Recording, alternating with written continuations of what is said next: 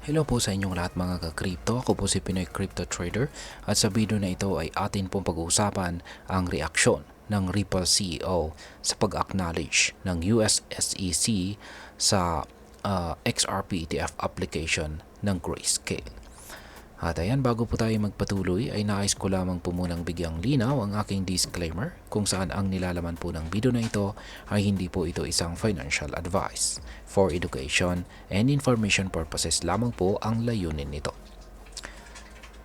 At ayun, matapos po ang pag-acknowledge ay susuriin na po ngayon ng SEC ang application upang malaman kung ito ay dapat bang aprubahan or hindi.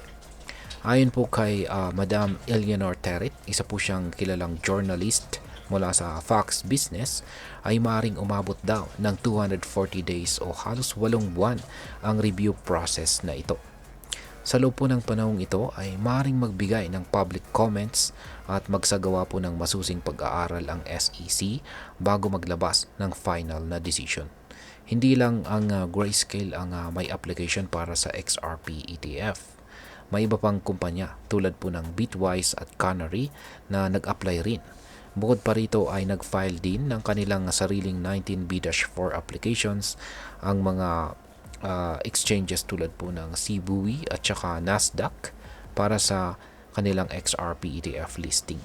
Kaya naman kung na-acknowledge na ang application ng Grayscale, malaki po ang posibilidad na i-acknowledge din ang iba pang katulad nito. Ngayon ay ano naman po ang naging reaksyon or pahayag ng Ripple CEO tungkol dito? Isa po sa mga unang nagbigay ng reaksyon tungkol dito ay si Ginoong Brad Garlinghouse. Siya po ang CEO ng Ripple. Ayon sa kanya ay matagal na po niyang inasahan na darating ang panahon na magkakaroon po ng XRP ETF at ngayon ay tila natutupad na ang kanyang prediction. Noong una ay maraming nagduda sa posibilidad nito dahil sa kasalukuyang kaso sa pagitan po ng SEC at Ripple. Ngunit sa kabila po ng mga legal na usapin, mukhang nagiging mas open-minded na ang SEC pagdating sa XRP ETF applications. Ayon naman kay Ginoong Nate Geraci, siya po ang presidente ng ETF Store, isang malaking pahayag ito kaugnay po ng SEC versus Ripple case.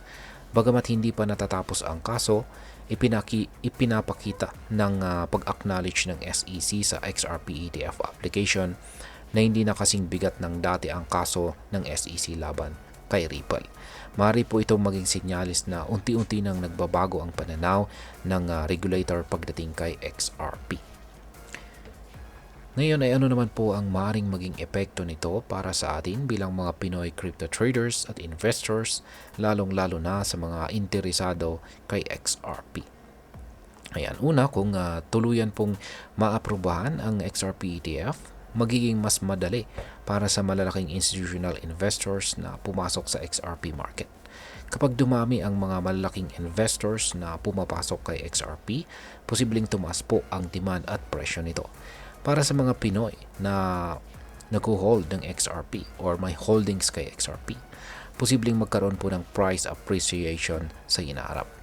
Pangalawa, maaari pong magdulot ito ng mas mataas na adoption kay XRP sa mainstream finance. Kapag naaprubahan ang XRP ETF, mas maraming tao po at kumpanya ang magiging interesado sa paggamit at pag-invest kay XRP na maaari pong magdulot ng mas malawak na pagtanggap sa cryptocurrency sa pangkalahatan. Pangatlo, maaari pong maimpluwensya nito ang mga regulasyon dito sa Pilipinas. Alam naman natin na sinusubaybayan ng ating Bangko Sentral ng Pilipinas or BSP ang mga galaw ng crypto industry sa ibang bansa. Kung makikita po nilang nagiging mas bukas ang mga regulators tulad po ng SEC sa US, maaaring mas lumuwag din ang regulasyon dito sa ating bansa na siyang magbibigay ng mas maraming oportunidad para sa mga local investors.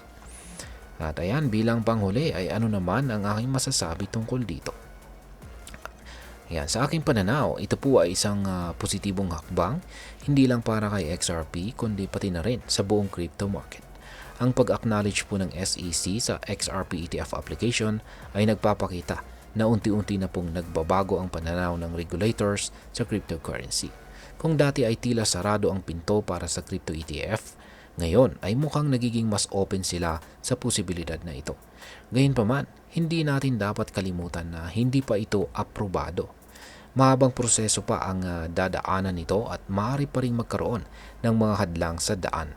Kaya naman mahalaga pa rin ang patuloy na pagsubaybay sa balitang ito upang malaman natin kung ano po ang susunod na mangyayari. Kung ikaw po ay isang XRP holder o interesado sa crypto investments, maring magandang pagkakataon ito upang pag-aralan ang potensyal ng XRP ETF. Tandaan, sa mundo po ng crypto, ang kaalaman ang siyang pinakamalaking puhunan. At hanggang dito na lamang po tayo sa video na ito mga ka-crypto. Sana po ay inyong nagustuhan ang aking paliwanag sa video na ito. Kung inyo po itong nagustuhan, pakiclick lamang po ang like button nito.